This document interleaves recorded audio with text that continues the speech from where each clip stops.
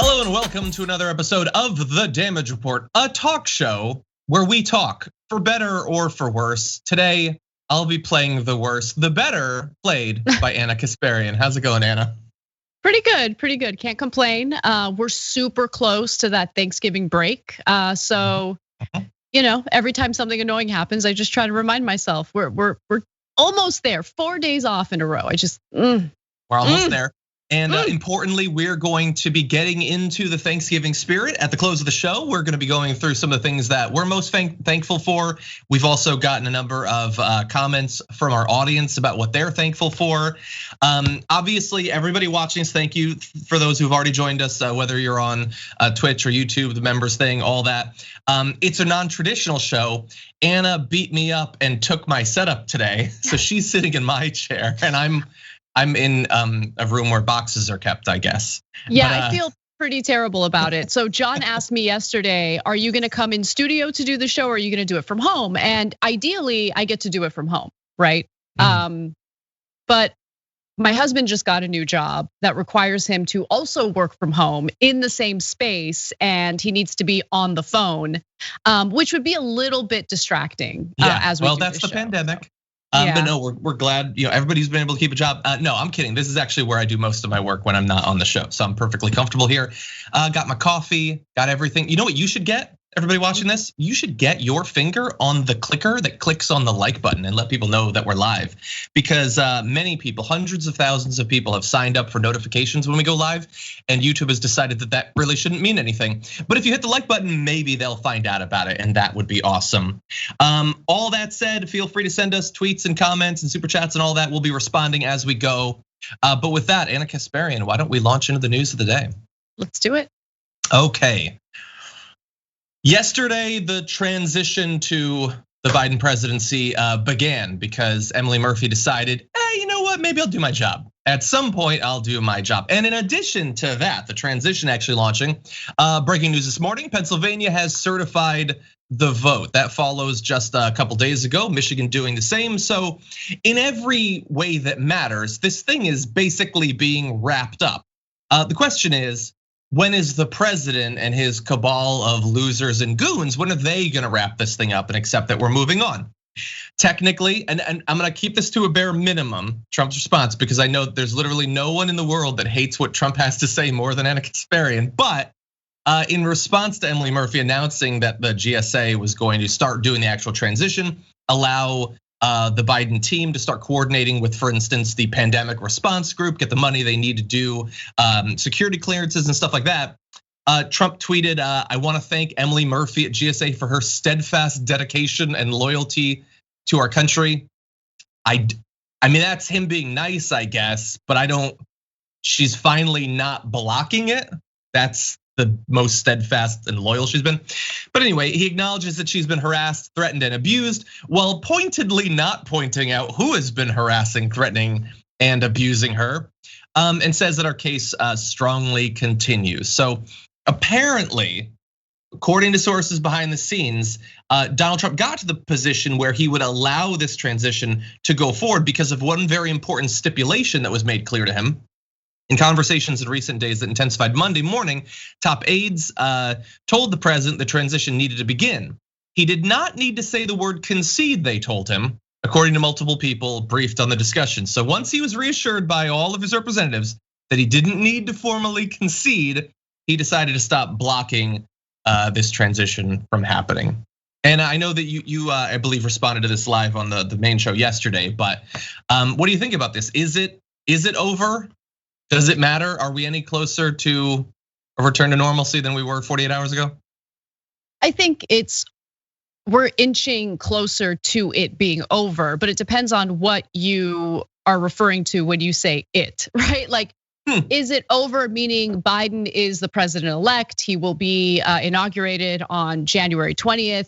Yeah, I think that's pretty clear at this point. Whether Trump wants to believe it or not, his statement was a concession. The transition process has begun. Fox News hosts have already acknowledged that Biden is president-elect. But is it over in regard to Donald Trump kind of dropping off the face of the earth?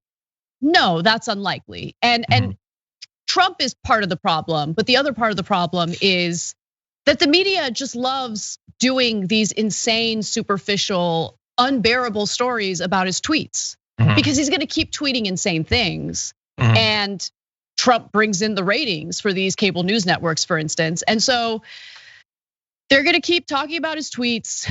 It's gonna continue getting pitched in my morning meetings. I'm gonna continue wanting to like shoot myself. Like I can't take it anymore. I feel like the last 4 years have consisted of me trying to not only maintain my sanity, but since we spend so much time on garbage that doesn't require any thinking, like any monkey can talk about Trump's tweets. I feel like I have to do a lot of extra reading and research and work outside of work just to keep my brain stimulated. That's how dumb this administration has been. Yeah, I get your frustration. Look, and maybe you will get what you want, because maybe in all the ways that matters in terms of the actual transition happening inside of the federal government, as well as he lost more cases over the last 24 hours. So the judicial path, I guess, to him remaining president seems to be closing too. The issue is that at least as of right now, technically he is still the president for the next 2 months. He isn't doing the job, and he also, by the way, importantly, unless I believe he spoke very briefly earlier today, but it was over so fast I didn't even see it, hasn't answered a single question from the press since the election. And it's not like any of the challenges that face our country have gone away. As of right, like in the past, I totally agree with you. Right now, this is literally all that we have. The only window we have into the madman who hopefully has given up his long shot bid to remain president despite the will of the people. But this is the only information we're getting out of there, is the occasional anonymous aide and something that he tweets or whatever. Like he's certainly not talking to the press. Yeah, no, I mean it does. You're right. Trump retweeting Randy Quaid and his lunacy is important. It really is. I mean, it gives us a peek into what Trump is thinking. We know. I we loved already those know. holiday movies growing up, Anna. This is a hard day for some of us. I liked Independence Day. I still tear up. I don't even know who Randy Quaid is, and I don't even care. Like, okay. I hate the news cycle so much.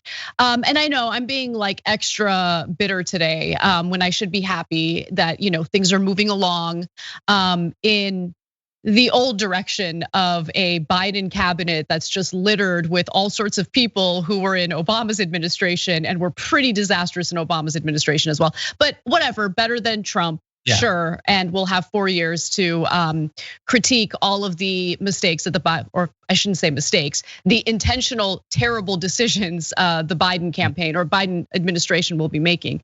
But for me at this point, I think what should be clear to everyone who likes to acknowledge reality is that Donald Trump never once cared about anyone other than himself. Now that he has lost the general election, he is MIA or playing golf. He doesn't care to do anything in regard to stimulus, which is so desperately needed right now. Americans desperately need financial relief. A bunch of protections, including eviction protections and things like that, are set to expire at the end of this year. And it doesn't appear that he cares, doesn't appear that he wants to do anything about it. The only policy related moves I see him making right now, and I'm sure you'll appreciate this, John, is essentially trying to find ways to drill on public lands and destroy our environment further.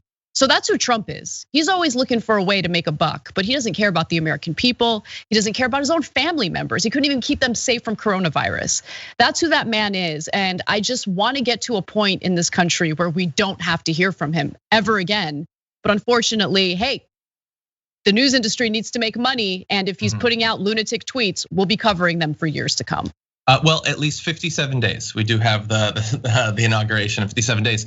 Yeah, you're right. They're trying to rush through the drilling in Anwar, now trying to rush through the permitting process for these. I forget exactly which Native American group it is, but some important site. They want to like rush through the permits for mining rights there.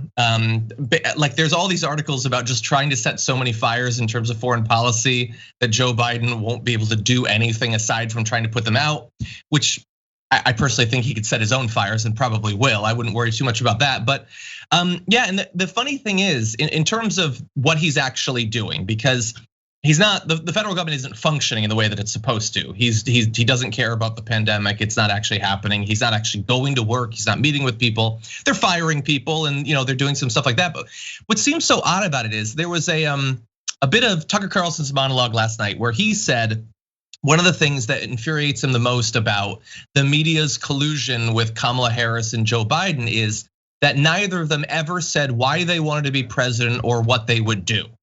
And the media allowing them to get elected without ever having to say what they wanted to be president for, that is the biggest election fraud of all. Which seems odd because I'm sure you covered, how many times was Donald Trump asked by friendly interviewer, Sean Hannity, what's your agenda for your second term? And he would just answer some other question, like he couldn't think of anything. And now he's not gonna have a second term, but he does have 2 months where he's still gonna be the most powerful person in the world. And he doesn't really seem to care. Like he doesn't, what does he want to do? Maybe he'll pardon himself. That really is the only big thing that we have any reason to believe he's thinking about at this point, which just seems so odd. Like I think about you, and I know you have very little interest in being engaged in politics. You wouldn't run for president. But if you were handed it for 2 months, you'd find something to do at that time. And he has no interest in any of it. The serious function of the government or even the weird, abrasive, damaging, corrosive way that he's run it so far in his first term, he basically is just checked out. Yeah, he's just checked out. He's very much the type of person who likes to take his ball and go home. I just love the imagery because it really does symbolize who Donald Trump is as a person, just like this bitter, sore loser who even in this position of power has decided, no, I'm mad. I'm gonna go play golf or I'm gonna hide out in my basement, right? That's who Trump is. Yeah. But yeah, I mean, you mentioned having 2 months in this position of being the most powerful person in the world. You can actually, as we've learned through the Trump administration, do quite a bit through executive orders. And yeah, I mean, I would go to town. I would. But that's the thing, like I would go to town because I get pleasure in making the country a better place, right? Not just for myself, but for everyone. Yeah. I get pleasure over the idea of walking outside of my home and not seeing giant homeless encampments. I like the idea of people being housed. I like the idea of people having stability in their lives. But Donald Trump has never cared about any of that because he's never known what it's like to struggle. He's never known what it's like to actually have to work for what he has. His papa handed over $413 million for his inheritance. And then he proceeded to go bankrupt several times, 6 times. And Deutsche Bank still gave him massive loans, even though he was a proven failure. Donald Trump is the epitome of everything that's wrong in American culture, right? Where someone like him who was born into wealth can continue to fail upwards to the most powerful position in the country. That's who Donald Trump is. That's what this country has enabled. And I think we need to change that. The question is, can we and will we? Yeah, I almost put a story in the rundown about Elon Musk, how he's now surpassed, I think it's Bill Gates, become the second richest person, and Tesla is valued at, I think they said $500 billion. And when I saw the headline, I thought, give me a Molotov cocktail, let's burn this thing down, because it's all BS. None of it means anything. Tesla's not worth $500 billion, that doesn't mean anything. This hasn't been a good year for Tesla. Like he has been so aggressively idiotic all year. The whole thing is just really frustrating. The incentives, it's all about the incentives, and the incentives are all BS. But anyway, that phrase. I love that phrase, aggressively idiotic. I'm gonna use that. It's so good. Like he said, I think that by the end of April, the COVID cases will be down to basically 0. And then he just kept doubling down and doubling down. Our country is full of people being showered with wealth for being aggressively idiotic and wrong about things that got people killed. And it just doesn't matter. It doesn't matter what they say. And we certainly see it in right-wing media, which is what we're gonna turn to now. Okay, as Donald Trump is being pushed closer and closer to having to, if not acknowledge reality, at least flee from reality and from the White House, we now turn to the various elements of his base of support to see how are they processing their fantasies sort of being pulled down one after the other. Some are trying to be their version of honest about it. So take a look at this. This is Laura Ingraham from last night. You see it there. And as unpleasant and disappointing as these past 3 weeks have been to so many of us, as much as we wish things were different, this is where things stand tonight. Now, legal challenges continue in a number of states. Serious questions about vote counting, poll watcher access are outstanding. But unless the legal situation changes in a dramatic and frankly an unlikely manner, Joe Biden will be inaugurated on January 20th. Now, to say this does not mean I don't think that this election was rife with problems and potential fraud. And to say this does not constitute being a sellout to the conservative populist movement that I've been fighting for, I don't know, 25 years. And it does not mean that I disagree at all with the president's right and obligation to pursue all legitimate legal challenges to this outcome. To say this constitutes living in reality. And if I offered you a false reality, if I told you that there was an excellent, phenomenal chance that the Supreme Court was going to step in and deliver a victory to President Trump, I'd be lying to you. Now, you've known me for a long time now, and you know me long enough to know that I will not lie to you or simply tell you what you want to hear. I had to keep that last part in because that's the funniest thing a conservative has said in literally years. I cannot lie to you. Laura Ingraham. Remember when Laura Ingraham, like 8 days ago, had that shadowy figure with the voice modulator that was gonna prove all the fraud? But no, how does she not have any like self-respect? The fact that she allowed that to happen on her show. Anyway, keep going. Well, and by the way, like others in media saw that and thought, I gotta get me some of that. Rush Limbaugh yesterday was saying, like they had this big press conference and they said they were gonna give us stuff. They should have at least had a hacker, and you could put a screen up in front of him if you wanna save his identity, and he'd say, I hacked this guy and I hacked that guy and I can prove fraud. That was a monologue from Rush Limbaugh saying, no, we're just gonna have effectively hand puppets obscured by shadow to vaguely prove all of our fantasies are true. Now there, she is acknowledging that Donald Trump isn't gonna be president, even though she holds out hope that the Supreme Court will deliver a win for him, which she knows damn well means the people don't decide, the Supreme Court decides if that were to come to pass. But the part I wanna briefly focus on there is that half of that statement was, hey, everybody, keep watching, keep watching. I'm not a traitor. I've supported the conservative populist movement, which doesn't exist. It's just conservatism. It doesn't mean I'm a traitor. I'm not a traitor at all. Keep watching. There was definitely some fear of strike back there. Yeah, absolutely. I mean, she's terrified of the audience that she enabled with lunacy. She's worried that they're gonna turn on her for acknowledging what the reality is. And that's why, even though in the short term, it's the most frustrating thing and it feels like we're losing and no one respects or cares about the truth anymore. Everyone just wants to hear what they want to hear. I mean, let me just be honest. There's a component of that on the left as well, right? Totally. Where if you acknowledge reality and you don't give certain audience members exactly what they want to hear, they'll revolt against you, they're angry, they're gonna go watch the Jimmy Dore show, have at it, please go enjoy, right? But it's a bigger contingent on the right, and it's because they've been enabled by so many people like Laura Ingraham. And when I say enabled, I mean, basically persuaded to completely disregard reality and believe what you want to believe alternative facts, believe whatever makes you comfortable in your own little bubble, right? While completely ignoring what the facts on the ground are.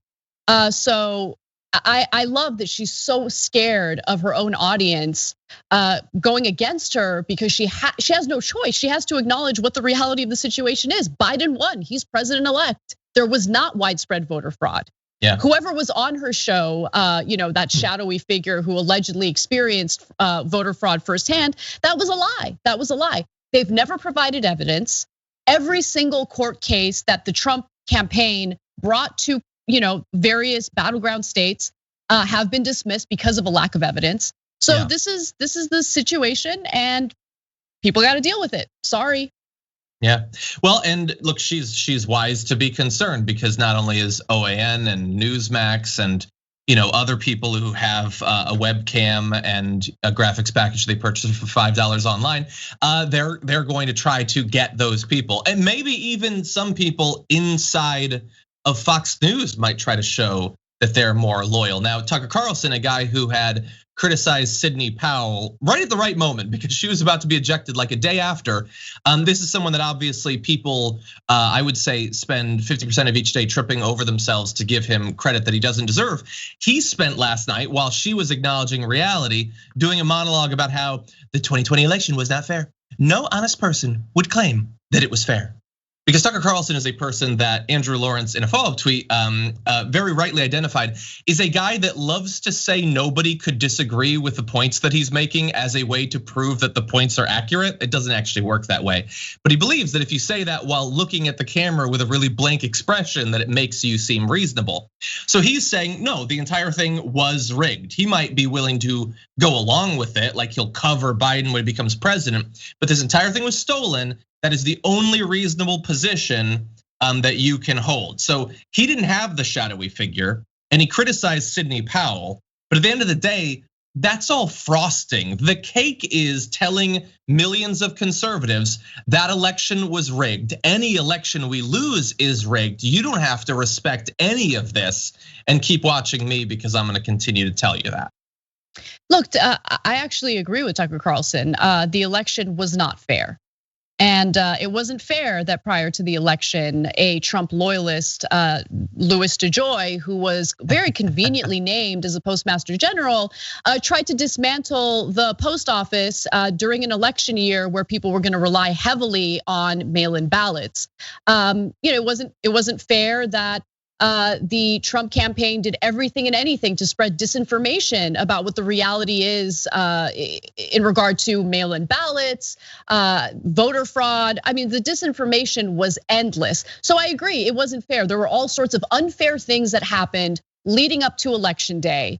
And despite all of these efforts to suppress voters, Biden still ended up winning. Yeah. Sorry. I mean, they tried real hard to prevent people from showing up to vote, from turning in their mail-in ballots. And then after the fact, the Trump campaign did everything and anything possible to cancel, throw out perfectly valid and legally cast ballots.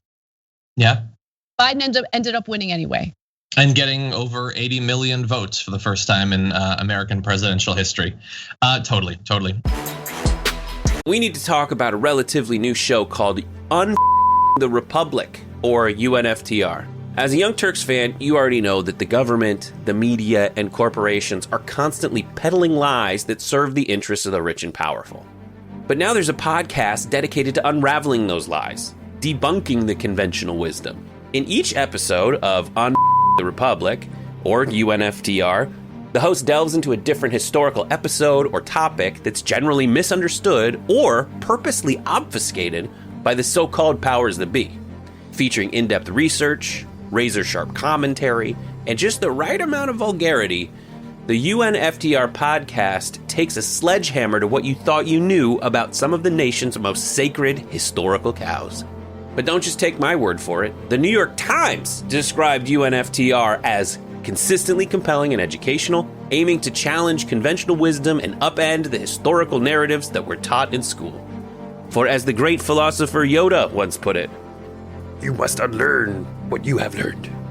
And that's true whether you're in Jedi training or you're uprooting and exposing all the propaganda and disinformation you've been fed over the course of your lifetime. So search for UNFTR in your podcast app today and get ready to get informed, angered, and entertained all at the same time.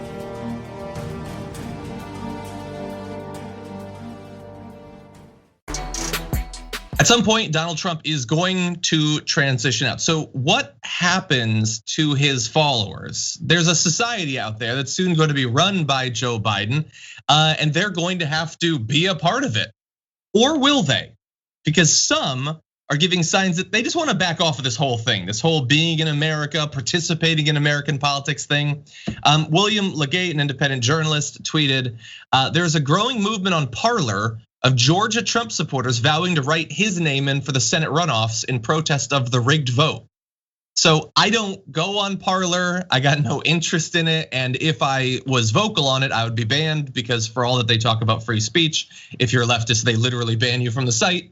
But apparently some of them are thinking, no, we're just gonna vote for Trump in every election from here on out. And I say, have at it. Oh no, please don't do that. That would be awful. No, I am triggered. I need a safe space.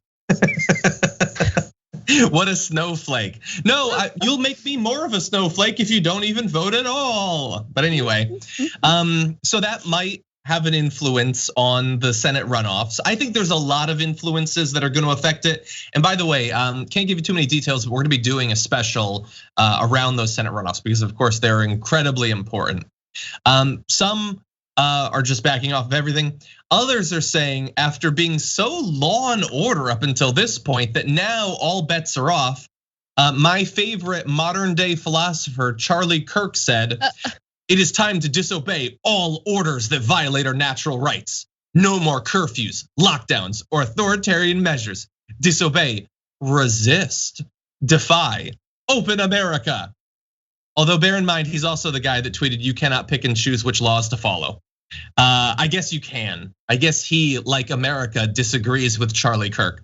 But anyway, apparently now the time for resistance has begun, and it's not just him, Anna. I saw on Dan Bongino, his Twitter profile is now just #resist. Oh my God. Trump is still president, and he's already resisting. What are you gonna do?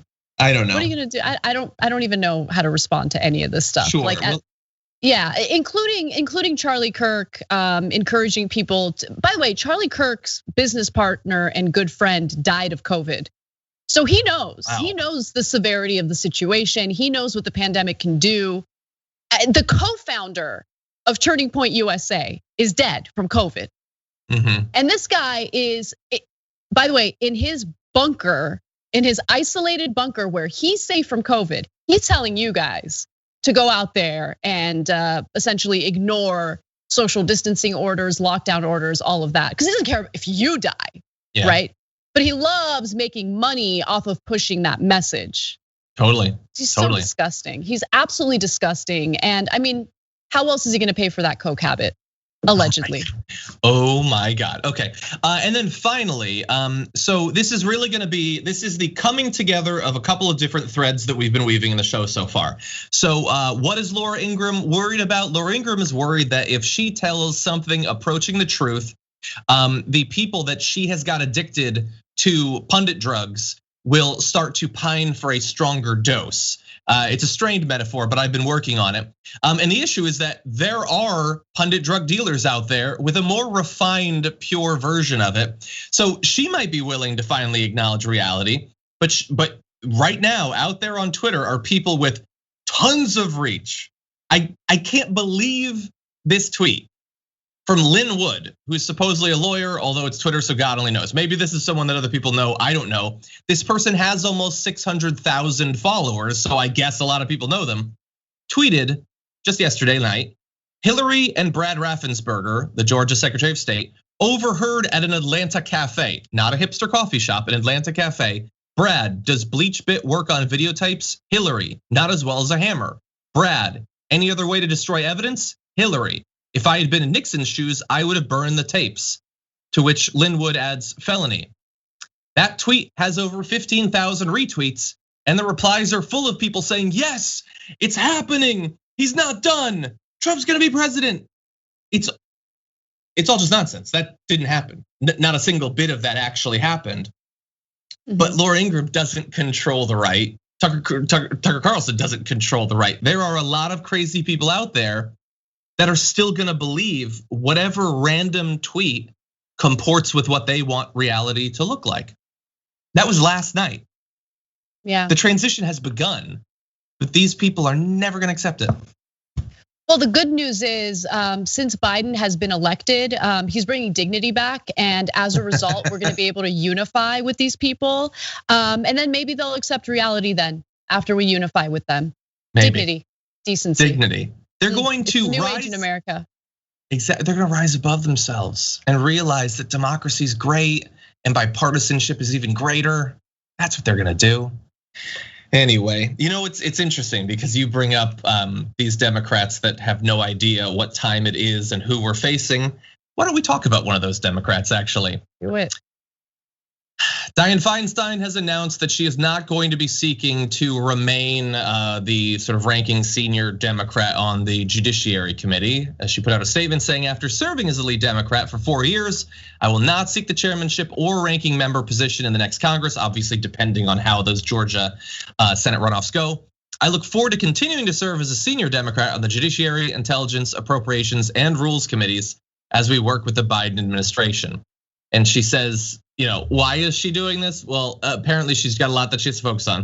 She's saying California is a huge state confronting two existential threats, wildfire and drought, that are only getting worse with climate change. In the next Congress, I plan to increase my attention on those two crucial issues. Oh, what do you know? Dianne Feinstein suddenly cares about climate change, sort of shallowly, in a comment or two. And we're gonna have responses to that. But at the very least, Anna, she is not going to be, if the Democrats take over, she is not the Senate, she is not going to seek to become the chairman or chairwoman of the Judiciary Committee. Yeah, that's not good enough. I think Senator Feinstein should step down. I don't think she has any business being in government. I think that she has been an absolute disappointment, to say the least, on every issue, including climate change, by the way. When she was approached by young climate organizers who demanded acceptance of the Green New Deal, because really that's the only type of blueprint for doing what's necessary to mitigate the impact of climate change. The way that she responded to those young organizers was, I've been doing this for a while. I know better than you. Okay, I know better than you. So how about you turn around, get out of my office? Like she wasn't having it. So to use this ridiculous excuse of, we got to focus on climate change. Like that's no, it's because you were a disappointment. And she was so awful in the Amy Coney Barrett confirmation hearings. Yep. That even corporate Democrats were furious with her. Chuck Schumer apparently had to take her aside and have a stern talking with her, because she not only gave Lindsey Graham a giant bear hug once the confirmation was over, she also uttered the words, "This is the best confirmation hearing I've ever been part of." Amy Coney Barrett just like breezed right through. It was the easiest confirmation. Maybe that's what she means. And that was after so many people poured money into the DNC, hoping that there would be some effort to fight that confirmation, but there wasn't. There wasn't even a minor effort, no effort at all. Yeah, it's like the injury is they get a supermajority on the Supreme Court. Amy Coney Barrett really doesn't have to answer for her record, which barely exists anyway. We're all just told that she's the greatest legal mind of her generation. We don't have to have any evidence of that. We have no idea what she's actually going to do on the court. And so she gets in. The insult then is Feinstein just said, "You guys are the best." And you know what? I know the election is just in like 3 weeks, but I want to make sure that people know that all of this is acceptable. This is the best. You guys are great. There's nothing horrible or incredibly hypocritical about this.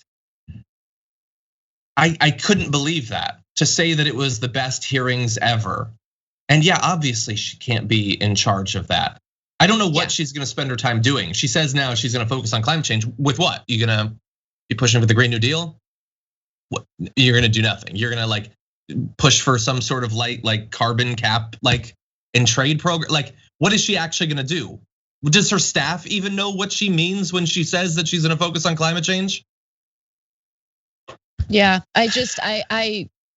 she's not an ally in any way, like to the left. She's not gonna do anything about climate change.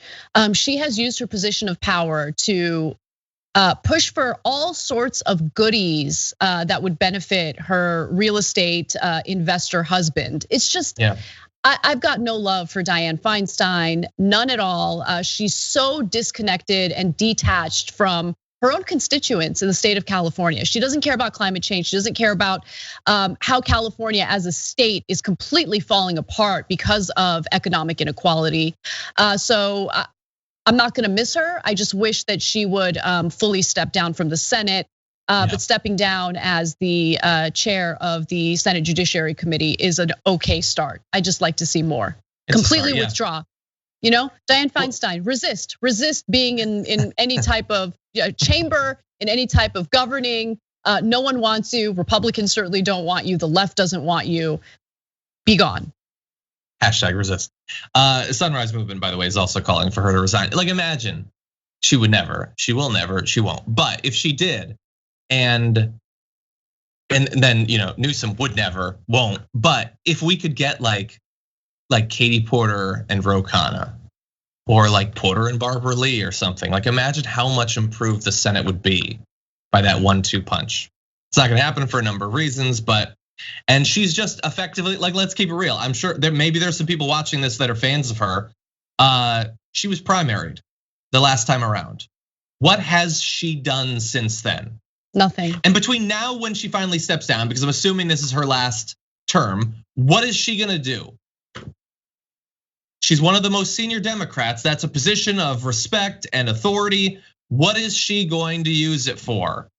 I don't think she even has an answer for that. She is effectively just blocking that seat from being held by someone more representative of their constituents in California and the Democratic Party across the country. It is just a big boulder sitting there stopping more from being done. That's it.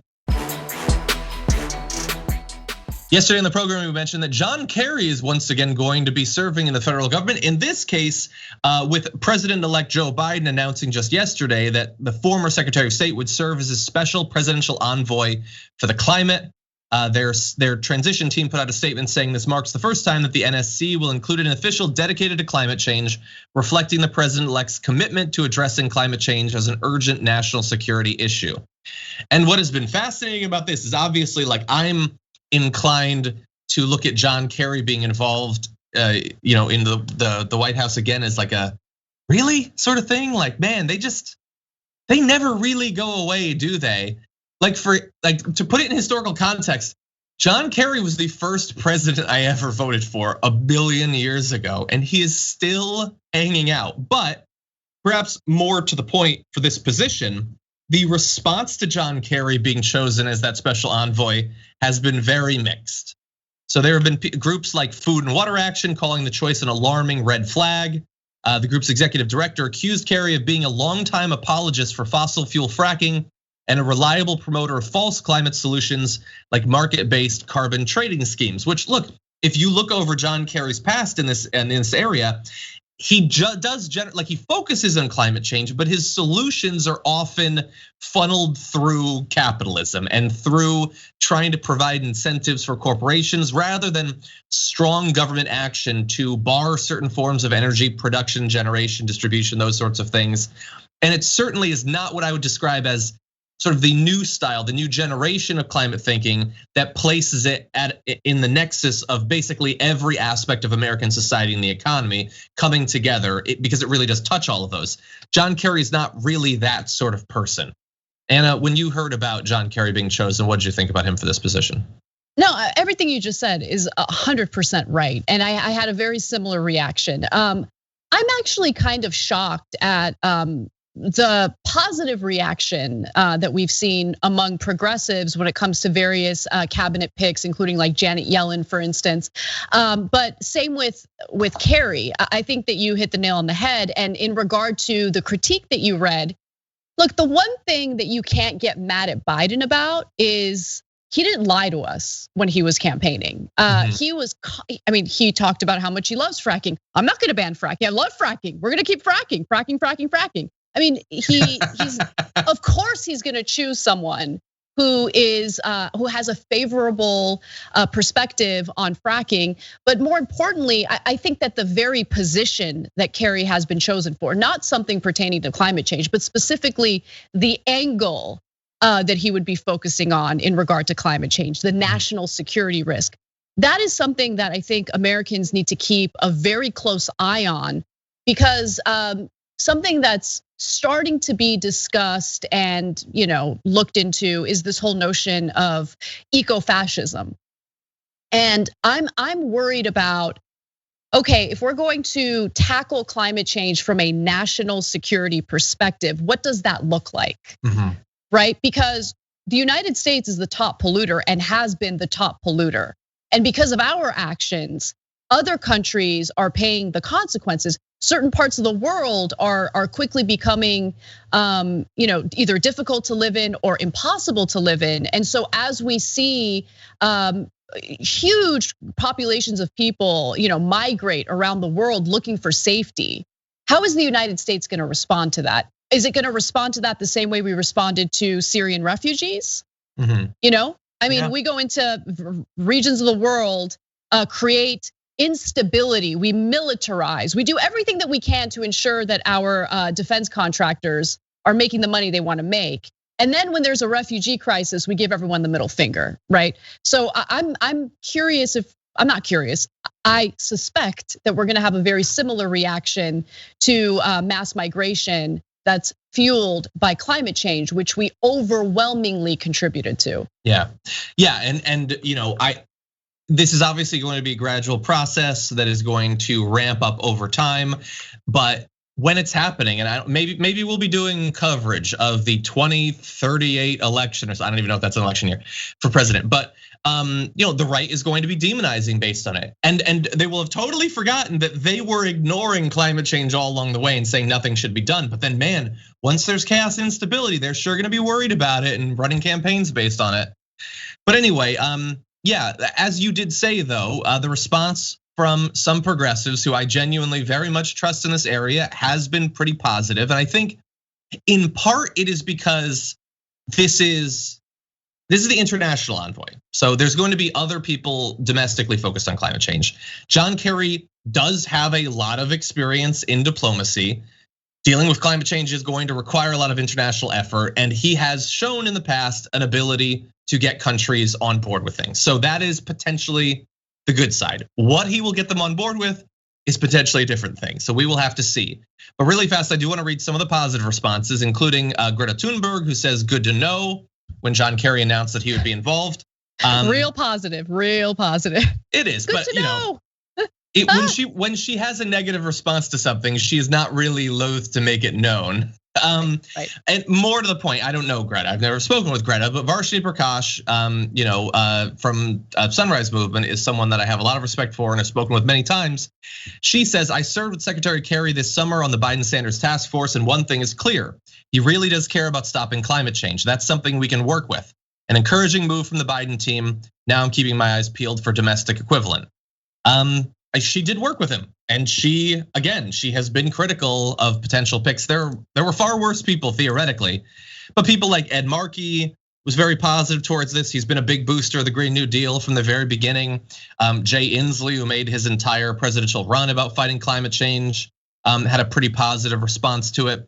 This is just one part of what is going to be a lot of positions that are going to be dealing with climate change, but I suppose there are worse people than could be picked than John Kerry, but of course we'll be watching.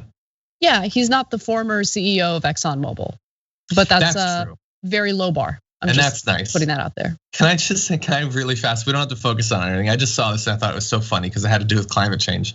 Ivanka Trump tweeted, fact, greenhouse gases generated by the US will slide 9.2% this year, tumbling to the lowest level in at least 3 decades. And I'm assuming that just must be some awesome thing that Trump did and not a natural consequence of our entire society grinding to a halt as a result of the pandemic that she and her father didn't care about. Man, it's just such a stupid thing to say. She just ended up being everything and worse, like everything I suspected and worse, right? At first it was like, oh, maybe she's just gonna be complicit. Remember when she was supposed to be the moderating force within the Trump administration? How hilarious is that? Yes. And then that quickly changed to, oh, well, she's complicit. But no, she enables, like there's no question. She definitely enables birds of a feather. Yeah, birds of a feather flying with aggressive idiocy. Yes. Just like, hey, fact, good thing happened. I don't know.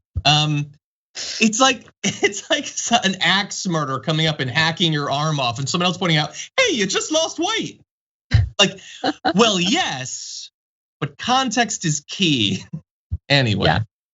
Okay, with that, let's turn to slightly darker stuff. We're about to enter into the holiday season, holidays that I'm a big fan of. Unfortunately, it is not just a holiday season. It is a holiday season in the context of a continuing pandemic. And I've been trying for weeks now to get people to take that seriously. And I'm beginning to think it's not working. I wanna show you something. This is a little infographic, a little animated infographic that I think might be one of the most terrifying things I've ever seen. Take a look. Wow. What you're seeing there is air traffic. There's so many. And it looks like our country is being swarmed by bumblebees. Wow. Every one of those is a plane full of hundreds of people, and they are freely mixing from basically every major city in the country. And we still have a couple of days. Those are the people who left for their holiday travel early. There's gonna be some who are gonna be leaving tonight and tomorrow night. And it's a pandemic. And the warnings have been out there, but you see how much faith do you have that people have heeded the warnings of people like the CDC and the damage report? And this is shaping up to be a real dark holiday season. Yeah, absolutely. And I would like to, I know that a lot of the focus is on individual behavior for good reason. But I do also want to focus on not just the lack of leadership that we've seen from Donald Trump. That's a given. We've talked about it in great detail for 10 months at this point in regard to COVID and the spread of this pandemic. But it is kind of difficult to trust in the advice you're getting from your elected officials as those very elected officials proceed to live life as if the pandemic does not apply to them in any way. I mean, you have Gavin Newsom going to Maui to meet up with some lobbyists. You have Gavin Newsom, again, governor of California, going to Northern California to some fancy place called the French Laundry, which I only heard about for the first time last week, to again meet with lobbyists, not wearing a mask, hobnobbing, hanging out. And so when Americans see that from elected officials who tell us that we need to stay home, we shouldn't see our family members during the holidays, of course some of them are gonna scoff at it because people are tired. I'm not justifying the risky behavior, so let me just get that out of the way. But the point that I'm trying to make here is that in order to be a leader, you need to lead. That means doing things that are difficult. That means leading by example. Yeah. So if you're hanging out, okay, if you're the governor of New Jersey and you're out with your family eating dinner, on the same day that you tell your constituents that they need to sit their asses at home and not see their families during the holidays, it's hypocrisy at its finest. You need to lead by example. And we're not seeing that by our elected officials across the board. I'm not just talking about Democrats, I'm not just talking about Republicans, across the board. I think you're 100% right. And especially when we know that people are looking for an excuse to not care anymore. And tons of them have been provided with that from almost day one by the right wing. But even some people who don't consider themselves Trump fans, it is very difficult. And so they've been looking for reasons to think that it's not a big deal. And those sorts of things, every one of these powerful, well-connected Democrats who finds ways that it doesn't have to apply to them, that sends that signal. And even worse, really, because I don't know where Gavin Newsom lives. I don't know what his house looks like. And yet I kind of do. I think we all have a pretty good idea that it's pretty sweet, right? He's been holed up during the pandemic the way we have, but not really, because I bet it's a pretty nice place. And still he feels he has to go out to Maui, which I'm sure is lovely. I've been to Maui. That's the one big trip I've taken in my life. Really liked it. Don't need to go during a pandemic. And I honestly think that the people of Hawaii would prefer if you stop bringing your coronavirus to their island. But it is happening, people are traveling. As the BBC put it, it's an agonizing Thanksgiving dilemma facing millions of Americans, but it's not though. Sure, it's Thanksgiving, it's a holiday. It's another holiday where we would love to get together and eat, which is pretty much what every holiday is about, but you don't have to do it. You know what's agonizing? Being on a ventilator is agonizing. You know what's agonizing? Losing your loved one is actually agonizing. Not being able to like sit across from another person while they pass you cranberry sauce is unfortunate. But you can still FaceTime them, you can still Zoom or whatever, you can do that, and you can live to have dozens of Thanksgivings in the future. And so there's still a couple of days. Maybe there's some people that are watching this that think, I love John. John's great. His advice is great, but he doesn't understand. It's different for me. My family takes it more seriously. And I hope for your sake that they do. But in case they don't, let me make one final pitch. You may not trust me and you may not trust some of the numbers, but there's a great tool that I just came across this morning. You can Google the COVID-19 Event Risk Assessment Planning Tool, the COVID-19 Event Risk Assessment Planning Tool. And what this is it lets you look on the county level across the entirety of the US, and it gives you the odds that in a family gathering of 10 individuals, what are the chances in your county that one of those 10 will have COVID? Just as a random chance. And so I decided I will use my own life as an example for you. So if I decided here in LA to have a gathering of 10 people, what are the chances that one of us would have COVID? 53%, slightly more than 1 in 2. But the thing is, I've had Thanksgivings in multiple parts of the country because I have different relatives in different parts. Maybe LA is just like really rife with coronavirus. Well, what if I went to my in-laws down in the valley in Texas? That's a 50% chance that 1 in 10 would have COVID. If I went to my mom's off in Pompano Beach, 60% chance that 1 in 10 would have COVID. If I went to my brother's in Atlanta, Georgia, 67% chance that 1 in 10 would have COVID. These are 4 totally different parts of the country, and your odds of getting it are better than a coin flip in all of them. Now, I hope that there's something about your area or about your family that means that you'll be better protected. But are you willing to risk your own health and the health of the people that you love on that chance, on that coin flip? And in regard to staying emotionally stable and as happy as you can possibly be at such a difficult time, especially during the holidays, I've kind of learned to, instead of focusing on what I'm gonna be missing out on, right? Spending time with people I love or enjoying the holidays with people I love, try to look at the positives. So, hey, maybe you don't need to see the in-laws this holiday season. Just a little. No, and I love my in-law. I'm not talking for me. I'm just like, obviously. I know that other people, have issues, and so you can avoid it. It's all about what you choose to focus on. That's all I'm saying. And you know what? You may think, well, I love getting together in a big group because then I can make tons of food. Well, let me blow your mind.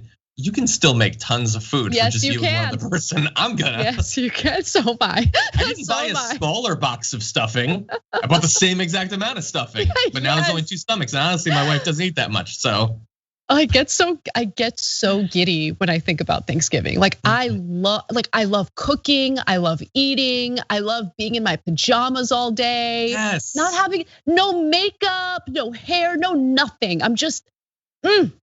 You can still enjoy the holidays while social distancing. Just stay safe, guys. Be responsible, stay safe, and try to ignore the poor example that we're seeing from our elected officials. Do what's necessary to keep yourself and your loved ones safe. Exactly. Now we're about to transition into our big Thanksgiving conversation. Before we do that, though, Anna, because you mentioned that you like to spend the day in your pajamas, which I do too. Do you Thanksgiving movie you like to watch? Is there anything like that? Traditional Thanksgiving movie? No, I wouldn't say Thanksgiving movie. But I do watch Home Alone at least once during the holiday season. So that's a tradition. You have to for Christmas. For me, that's my Christmas movie, as well as the first Harry Potter. For some reason, that Christmas scene always gets to me. For me, for Thanksgiving though, it's planes, trains, and automobiles. I always associate that with Thanksgiving. But anyway, with that, you know what? We're talking about Thanksgiving. Why don't we talk about Thanksgiving? As we launch into this holiday season, Anna Kasparian and I would like to focus on the positive for literally the first time this year. and talk about 10 things that we're thankful for as we get into Thanksgiving. So I've got 5 things, Anna's got 5 things, and we also have some comments and tweets that were left by our audience members to the posts that we put on our official accounts. Anna, why don't you start off with giving us one of your things that you're thankful for? Okay, so I thought about this carefully and I decided to list my 5 things in order of importance, starting with, I mean, this is all very important to me. But I'm gonna start with, I guess in my world of very important things, what is the least important? So number 5, I wrote substances. and that includes like clay? No. I didn't want to have to choose one of these things. So I put it under the umbrella of substances, and the substances that I prefer are pot and whiskey. Ooh. So that's number 5. That's a balanced breakfast right there. My favorite dinner. I love that. I'm gonna say, I'm gonna match. This would be my honorary mention. This is my number 6, but for me, it's been gin. That has gotten me through this pandemic, is gin for some reason. I don't know. Maybe related to my actual number 5, which is my writing group. I'm very thankful for the couple of individuals in my writing group. And because I want to be a writer, I'm drinking more gin. That seems like a classic thing you do. We've been writing all throughout the pandemic. I am closing in on the end of the book I've been writing this year. And I 100% would have long since given up if not for my writing group to keep me honest on it. And so that has been a great thing this year, is meeting up twice a week for that writing group. I love that. Aw. Should I give you my next one? What's your number 4? So my number 4 is nature, because nature has not only gotten me through this pandemic and this pretty awful time, but anytime I kind of need like to heal in any way, or if I need some solitude, some time to think, I always want to be out in nature, right? So these long walks that I go on have really helped. I've been going on super long hikes. When my good friend Michael Brooks passed away, all I wanted to do was go hiking. And I like to go to places where you don't really run into other people. So I'm not like I like hiking Runyon, which is like the Hollywood hike. There's a ton of people there, but I prefer being in places that are feels like you're remote, even though you're still in LA County. Yeah. So nature, it's just, I don't know, looking at the flowers, looking at just how incredibly beautiful nature is, makes me feel better. So I'm really grateful that I can, rely on nature to get me into a better headspace.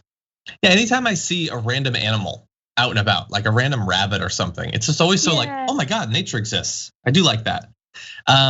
And I agree, Runyon is the exact opposite of nature. There are areas of Manhattan that are more natural than Runyon at this point. Anyway, my number 4 is part of nature. It is my dogs, my dog Hilo and my wife's dog Abby. For all of the reasons that I talk about in literally every show, like I go home from work and I immediately cuddle up with my dog. And I bury my face in his fur, and my allergies flare up in about 3 minutes, but it's great and I love it. He cuddles with me. He started to cuddle, like I'll be laying on the bed watching TV and he comes up and puts his back against mine and just like leans against me. And it's so adorable. Like I don't know what 2020 would have been like without dogs. They're the best. Well, Charlie is gonna make an appearance, but the placement is a little different for me. Sure. So for my 3rd thing on my list, it's my health, right? So it really hit me the other day as I was out in nature, just kind of like reflecting on things. I started thinking about how there are a lot of things that we kind of take for granted. We don't really think about it much. And for me, one of those things is my health. And just like this goes beyond health, but I'm able to do what I do for work because of certain skills that I have and like the ability to learn, and just these are basic things. I mean, anyone can do these things, right? But I just feel really lucky that I'm able to do what I like to do. I'm capable, like I'm a capable person. So I guess I'm grateful that I'm healthy and I'm capable. Yeah, you are. You know what? I've always described you as a healthy, capable person. My number 3 is going to be TYT, but by that I mean like both the company, but my career. because this year has been incredibly disruptive to basically everybody's life. But I have been lucky enough that I have had this job that it's changed a ton. It's very different. It immediately became very different with the pandemic, but it didn't go away. I never had to worry that I was going to be, out on the street or evicted. These are things that millions of people have had to worry about. And not just that I've had a paycheck, but the show became, the Damage Report became much more personal, sort of like the direct connection we have with our audience very quickly in the pandemic. And I think that was very helpful for me, because this is a year that has really driven people apart from each other, from their coworkers, from society, from their government. And it's been nice to have a connection, and that has been provided to me by TYT. So obviously, all of my issues, some publicly stated, some just that me and Anna know, with this entire industry and career or TYT or whatever, those all remain. But thank God for TYT during this year. It would have been even darker without it. I like that. So for me though, TYT didn't make the list. But I am grateful for TYT. It would be my top 10 for sure. Although sometimes I feel like it's killing me, not TYT specifically, just what I do and what we have to talk about every day. But for my number 2 spot, I have family and friends. So that includes my incredibly supportive husband, incredibly supportive colleagues like you, John, my best friend Lauren, my parents who have been like the foundation for my life, for everything that I've accomplished. I wouldn't be able to do it without them. So I'm just so grateful for them. And last but definitely not least, my nieces. I see them every Wednesday. They are just such a huge part of what keeps me happy and sane. And the great thing about kids is when you're with them and when you're really present while you're playing with them and engaging with them, it reminds you of a part of yourself that you kind of lost as you've grown up and matured and became like a professional, whatever it is. You have to kind of act a certain way publicly all the time, and then you lose that childlike curiosity. And I think being around kids and really being present and engaging with them just reminds you of that childlike curiosity that you might have forgotten about. And I really love that. Yeah, I love that. I haven't seen like any of my family. It's real. I can't imagine. Like a lot of people are going through that. And yeah. I'm very lucky because everyone in my family, and I have a very small family. I just have one brother, his wife, my parents, and my 2 nieces. And they've all been quarantining, staying home ever since the pandemic began, or at least ever since the pandemic was taken more seriously in this country in March. And so as a result, I'm able to see them. If I wasn't able to see my family, if I wasn't able to like play with my nieces on Wednesdays, I don't know what I would do. I'd lose my mind. That's adorable. Well, my number 2 is related, and it is as you said earlier in your list. Mine is for my family, I would say the health, although we have lost someone to COVID, but more specifically that my wife and I have gotten through this because we've been the ones quarantining together. And the reason I guess it's obvious, everybody's gonna say something like that, but I really thought one or both of us would get it early on. Like I just sort of accepted at some point, one of us is gonna get this and we're gonna have to see what happens. And that early part of the pandemic, like we were like even just going out to get a little bit of food or whatever, was so concerned that I would like bring it back to her or something. And so we've been, very vigilant and everything. But I really did assume that one of us would get it, and thankfully we've been lucky from that. Not necessarily 100% immune to any sort of health things or anything like that, but at least not getting that within our immediate family and having it, only affect our extended family to the extent that it has, is better than I feared it would be at the beginning of the year, at least.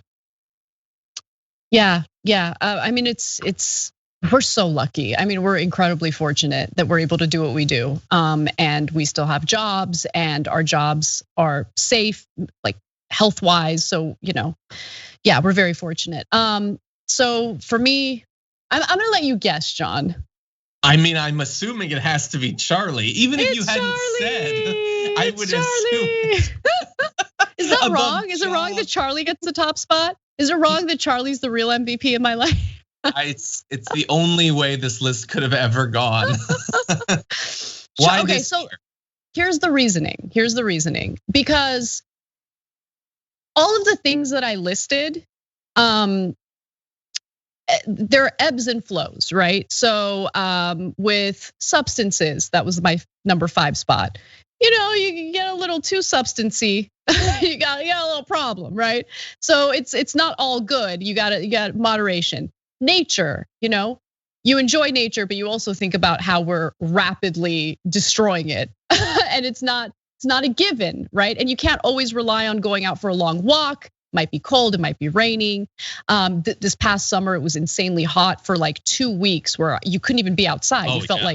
You felt like you were on fire the second you stepped outside. It was insane. Health, I mean, I'm healthy, but that's obviously, it's not a given. It's not constant. I can still get sick. Family, we're humans. We have our conflicts. We have our issues.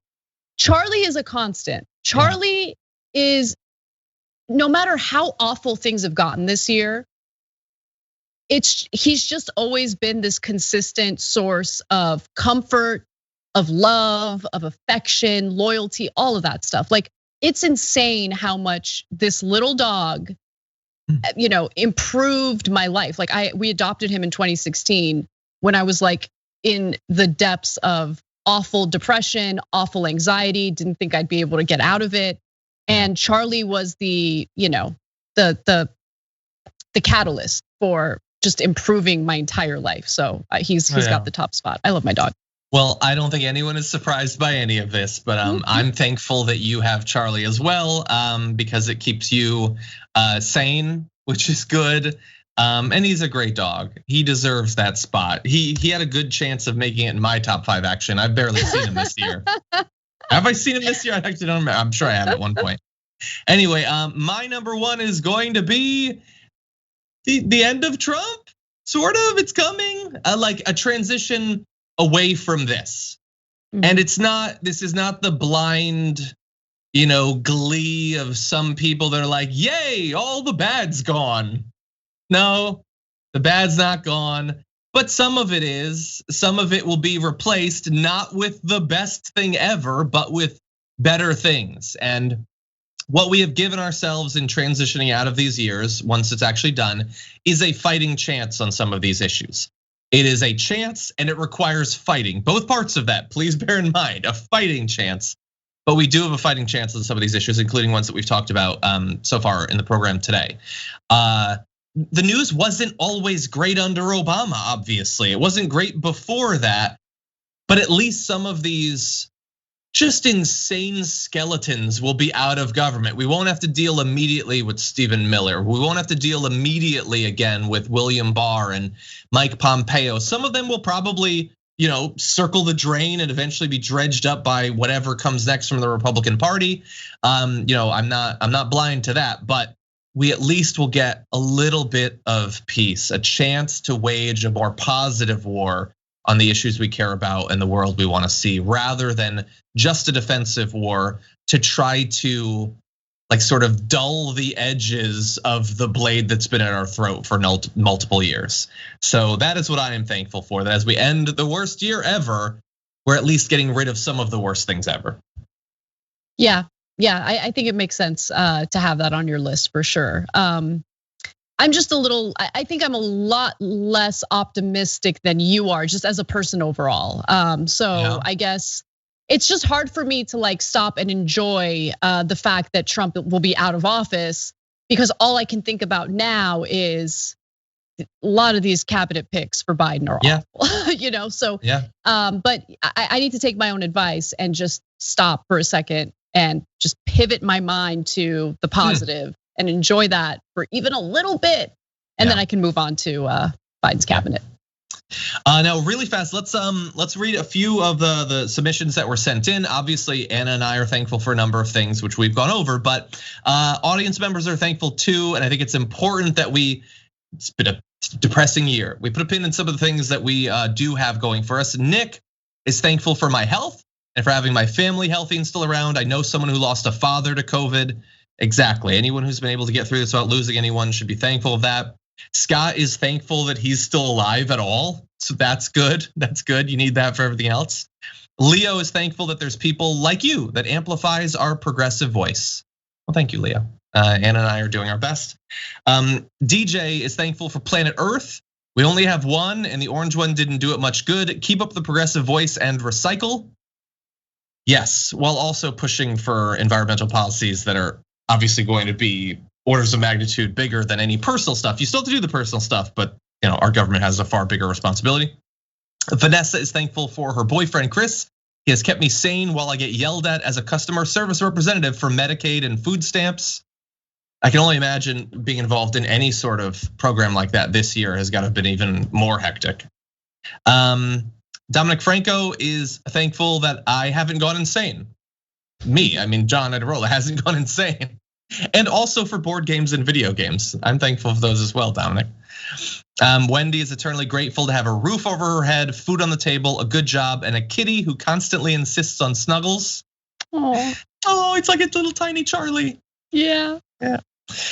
Christopher is grateful for the fact that I'm still employed during COVID. Yeah, imagine like the economic strain on top of all of the fear around the pandemic and everything. And then every day to see that the government barely did something for like a minute. And then that was it. And they didn't feel, even in election year, they didn't have to do nothing. Yeah, and then they yell at us for not staying home. Some people can't stay home. Some people literally have to work because the federal government has completely abandoned them. Yeah, there are people who have died because of COVID because they had to go work. Exactly. And they didn't have to go work if the government, including some people in government who want to do the right thing, if we had a critical mass. Anton is thankful this year for the same thing as every other year, Keanu Reeves. Okay, did not good see movies. that coming. Samuel is thankful for the fact that AOC is fighting so damn hard for the people. Madam Congresswoman, we see you.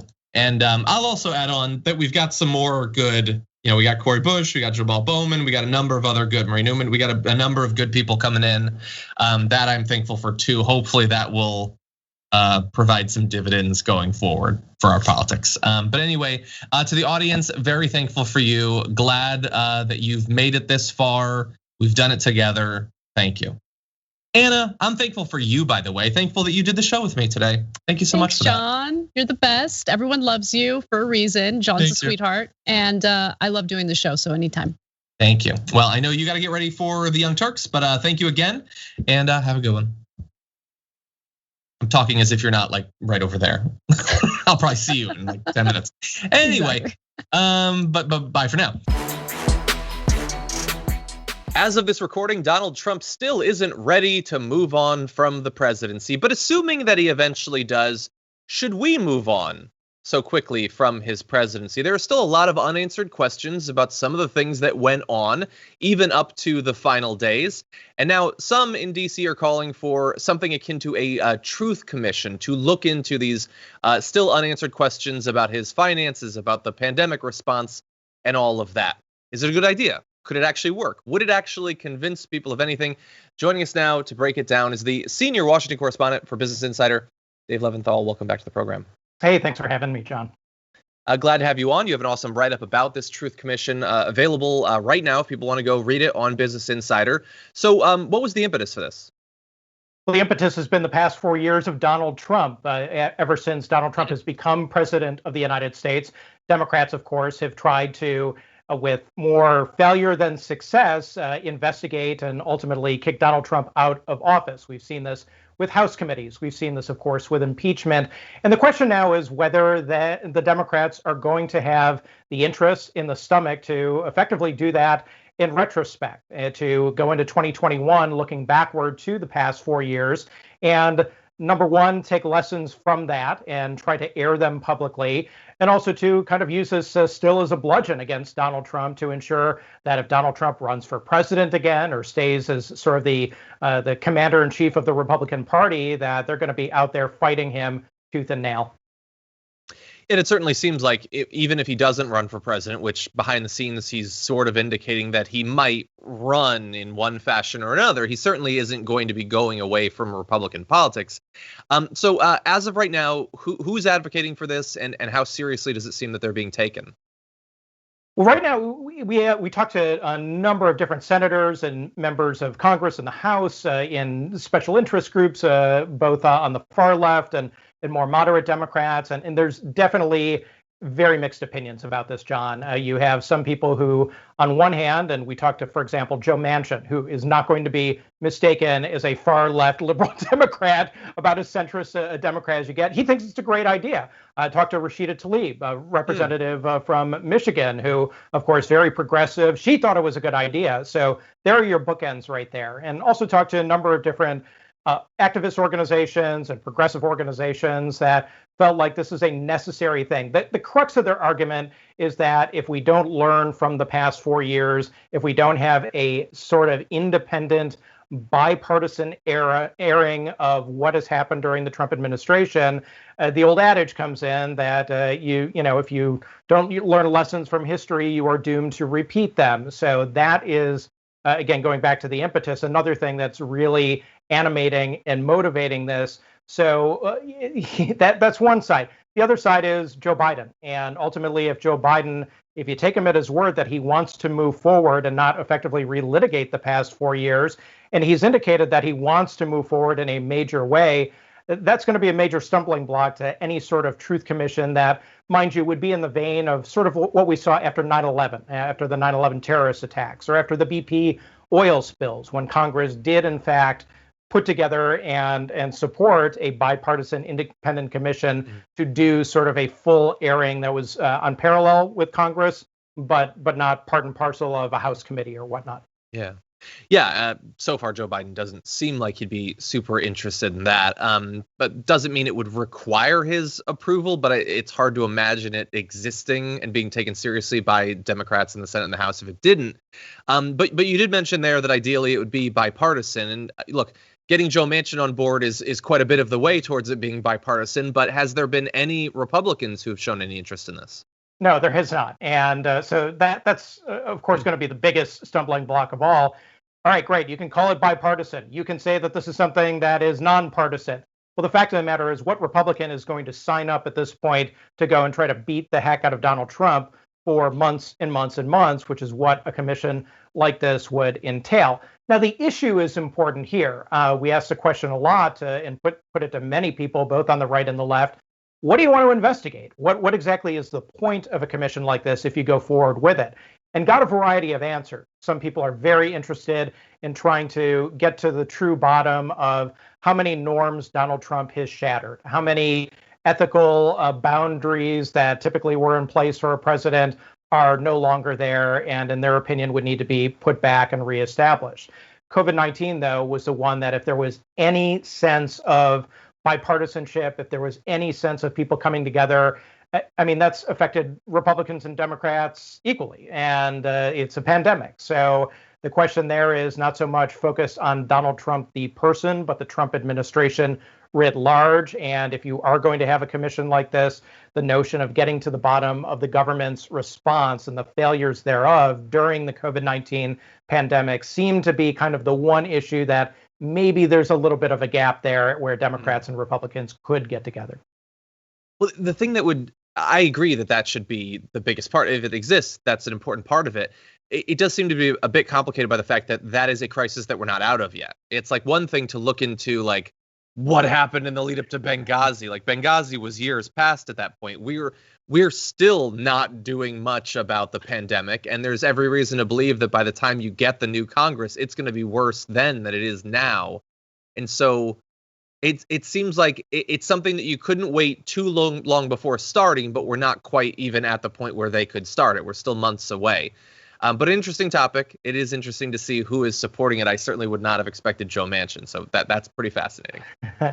Yeah, and I don't think to that point that you're going to see on January 20th when Joe Biden takes office, people in Congress clamoring to create this commission right out of the gate. I think what you're going to find out of the gate is, for example, the bill H.R. 1, which is a whole suite of ethics reforms and a big package of trying to, effectively undo much of what Donald Trump's administration has stood for. That's going to be out of the gate first. But the notion of a bipartisan commission, I would expect under any circumstance, that's going to wait a little bit. Yeah. Well, as of right now, every day we move closer to the inauguration. I believe, I could be wrong, Dave, but I think one of the earlier stories we talked about in one of your appearances here had to do with some of those donors to the Trump administration, lingering questions about that. Well, now we've potentially got a similar situation, or at least we could. So you've got a write-up on Business Insider about some of the large corporations that are interested in potentially funding Biden's inauguration, but we don't yet know exactly who is going to and who's not going to be funding it. Is that correct? That's correct. And that's in part because Joe Biden himself, his campaign, his transition, has not said what this inauguration is going to be like. And of course, COVID-19 is looming over all of this. This is going to be as different an inauguration as we've ever seen, probably in our lifetime, simply because of all the restrictions that are going to be in place. We have no idea what's going to be happening on January 20th, epidemiologically, health-wise. And as a result of that, we could be having a very, very small, truncated type of inauguration, devoid of the balls and the lunches and the brunches and the dinners and all the different trappings that usually come with this once every 4-year celebration. But that is not stopping corporations from saying, hey, look, if you guys are going to do stuff, we would love to send you money, because corporations, this is an opportunity for them and special interests of all sorts to really get in right on day one, get in the front door, put some money down, build some goodwill, and make sure that the new president of the United States and all the people around him know who they are and remember their name and remember the issues that they care about. That's a huge deal for corporations, which is why I'm not surprised that we heard back from Bank of America and Ford and Boeing and a few others who said, to one extent or another, yeah, we're pretty much on board with that if ultimately we have an opportunity to donate. But that's going to be up to Joe Biden to determine whether he takes corporate contributions or not. And that is strictly up to him. It's not a matter of law. And so far, has he or his campaign said anything about that? No, they declined to comment for our story. They wouldn't tell us, number one, about any of the finances around the inauguration, whether they will take corporate money, union money, nonprofit money, political money. And in the inauguration, when we talk about that, we're talking about not the thing that you see up on the U.S. Capitol where Joe Biden puts his hand on the Bible and swears the oath of office.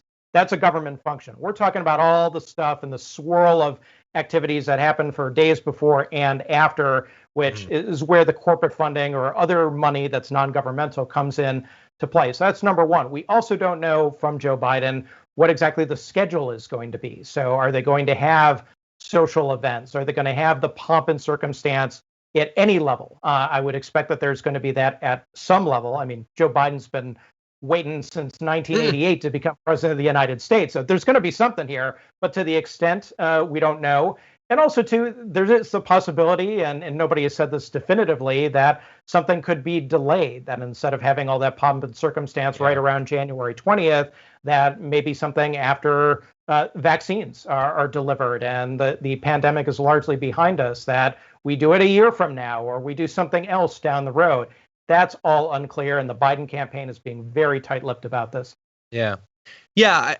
That seems like that would be a tough sell to really get people as invested as because this isn't just Joe Biden becoming president, it's Donald Trump not being president anymore. Correct. This is sort of the moment.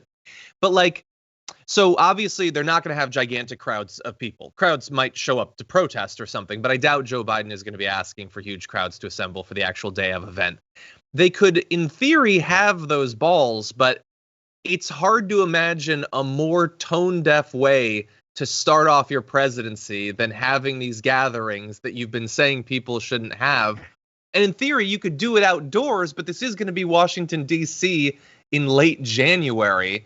So if you had to guess, what do you think? Is it going to be a small private ceremony? Is it going to be an outdoor thing with masks? How do they have something that ushers in this new era without giving the right tons of ammunition to attack all of their COVID comments over the past year as being hypocritical? I think we have a bit of a template from what Joe Biden did in the final days of the campaign and in the days after the campaign. He had events, okay? He had people gathered at those events, but everything was socially distant. Everyone had a mask.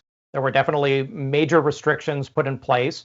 In some cases, people were in their cars for outdoor events. So whether it looks like something similar to that or something that's going to be different, but sort of the same restrictions put into place, that seems to be something that worked and was made for TV as well. You could still show that to a national audience.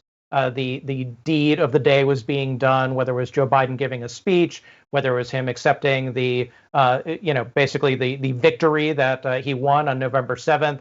So those could be definite options. All indications at this point, at least from the government side of this, is that the actual inauguration where Joe Biden swears the oath of office is going to be still at the U.S. Capitol, but it may look a lot different and people may be spread out a heck of a lot more than typical. Yeah. And we have no idea what's going to come about when it comes to people gathering to watch the ceremony and whether they're going to be all through the National Mall, whether that's going to be restricted, up in the air at this point, John.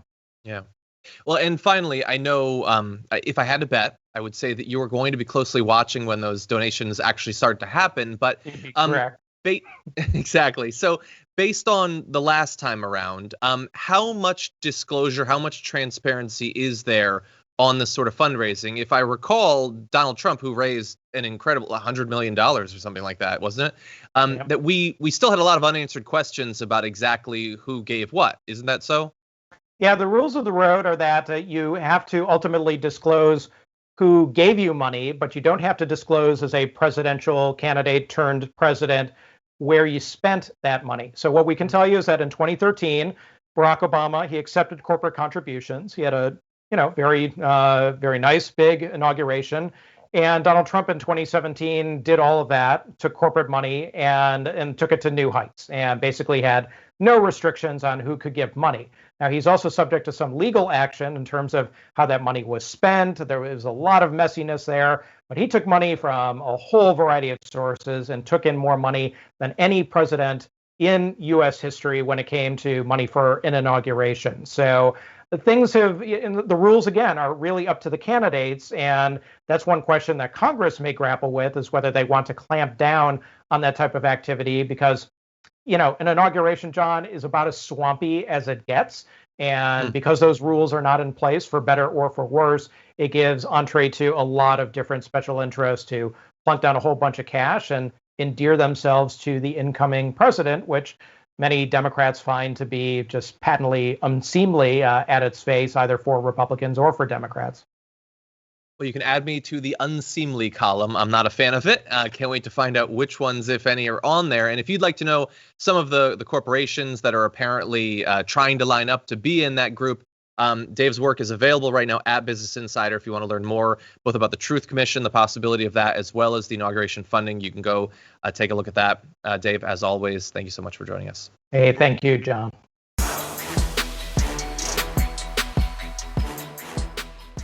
Thanks for listening to the full episode of The Damage Report. Support our work, listen ad-free, access members-only bonus content, and more by subscribing to Apple Podcasts at apple.co/TYT. I'm your host, John Adarola. I'll see you soon.